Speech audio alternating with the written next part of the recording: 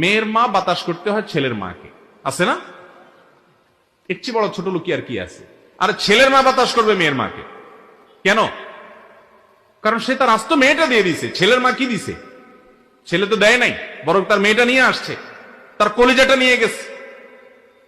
যার মেয়ে হয়, এই মেয়েটা যখন পরের বাড়িতে তুলে দেয় কি কষ্ট হয় তার মনের ভিতরে সে জানে।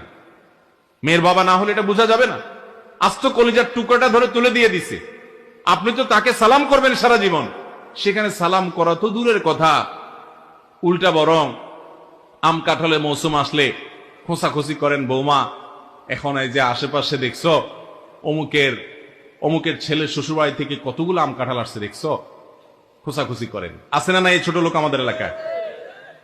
ভাইরা আমার, এটা নাজায়েজ এবং গুনাহ, এটা খাওয়া হালাল নয়, এটা চাঁদাবাজি, নিকৃষ্ট চাঁদাবাজি। আস্ত মেয়েটা দেওয়ার পরে আবার তাদের কাছে যৌতুক আশা করেন, আপনার চেয়ে ছোট লোক আল্লাহ জমিনে আর কে আছে?